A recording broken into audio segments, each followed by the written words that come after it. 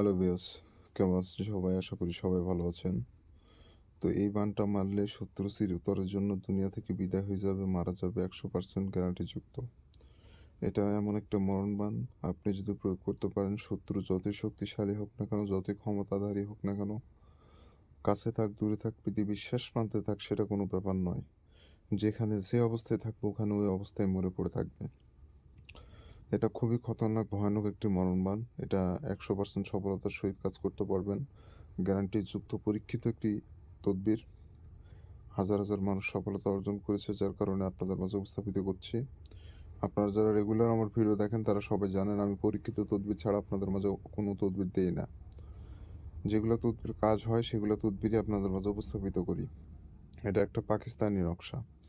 তো পাকিস্তানি নকশাগুলা খুবই শক্তিশালী হয়, এটা আপনারা জানেন। তো মনোযোগ সহকারে ভিডিও দেখবেন, কিভাবে কাজ করবেন না করবেন এ টু জেড সবকিছু বুঝাই দেবো। অনেক ভাই ও বন্ধুরা আছেন যারা শত্রুর জ্বালায় অতিষ্ঠ হয়ে গেছেন।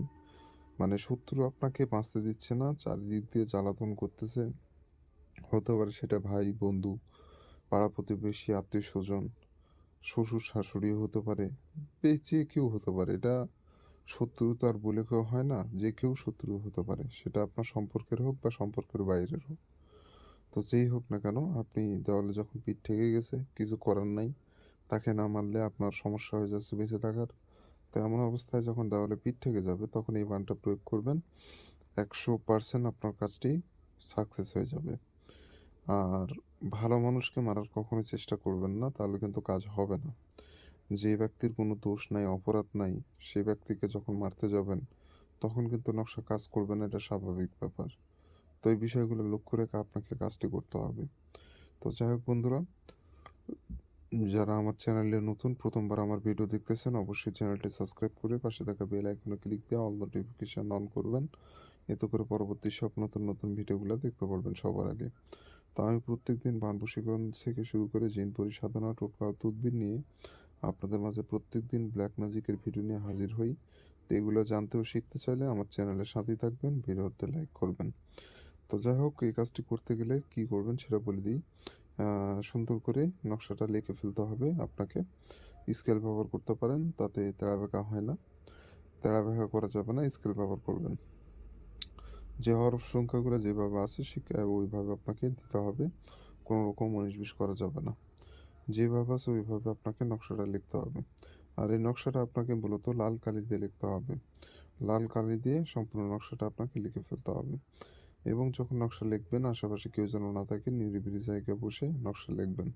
এই নকশাটা শুক্রবার অথবা শনিবার, এই ২ দিনে যেকোনো একদিনে লিখতে পারবেন। এই ২ দিনের বাইরে অন্য কোনো দিনে যদি নকশা লেখেন সেক্ষেত্রে নকশা কিন্তু কাজ করবে না। এই নকশাটা মূলত রাতে অঙ্কন করার নকশা। আপনি রাতে অঙ্কন করবেন। রাত ১০টার পর যেকোনো টাইমে আপনি লিখতে পারবেন। তবে দিনে অঙ্কন করার চেষ্টা করবেন না। দিনে অঙ্কন করলে নকশা কাজ করবে না।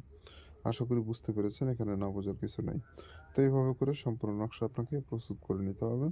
প্রস্তুত হয়ে গেলে আর যে কাগজের উপর নকশা লিখবেন কাগজটা যেন পাক পবিত্র থাকে, নোংরা আবর্জনা যেন কাগজে না ভরে থাকে, নিজেও পাক পবিত্র থাকবেন এবং সবকিছু আটঘাট বেঁধে আপনি কাজ করবেন। আর মনোযোগ সহকারে ভিডিও দেখবেন কমপক্ষে ৩ থেকে ৪ বার বা ৫ বার।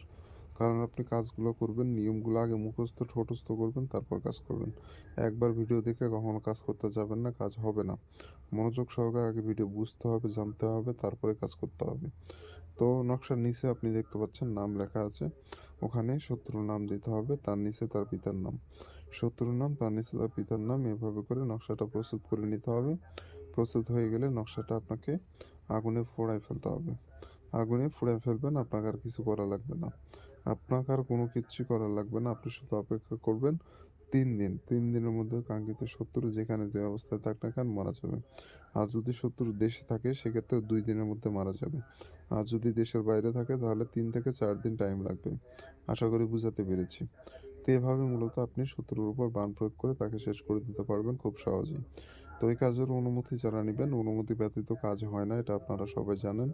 যারা অনুমতি নিবেন তাদের জন্য ২ টা শর্ত আছে। ১ম শর্ত, আমার চ্যানেলটা সাবস্ক্রাইব করতে হবে। ২য় শর্ত, কমেন্টে আপনার নিজের নামটা লিখে দিয়ে যেতে হবে। কারণ আপনার নাম না জানলে অনুমতি কিভাবে দিব আমি? কারণ অনুমতি দেওয়ার জন্য অবশ্যই নাম জানতে হবে। কাকে অনুমতি দিব তার নামের উপর তো অনুমতি আমাকে দিতে হবে, তাই না? সেক্ষেত্রে চ্যানেলটা সাবস্ক্রাইব করবেন, কমেন্টে নিজের নামটা লিখে দিয়ে যাবেন, অনুমতি পেয়ে যাবেন। তো এই ছিল মূলত বিষয়। আর যারা আমার সাথে যোগাযোগ করতে চান, স্ক্রিনে দেওয়া নম্বরে ইমো অথবা হোয়াটসঅ্যাপে এসে যোগাযোগ করবেন। সমস্যার সমাধান করে দেওয়ার চেষ্টা করব। তো ভালো থাকেন, সুস্থ থাকেন। দেখা হচ্ছে পরবর্তী কোনো এক নতুন ভিডিওতে।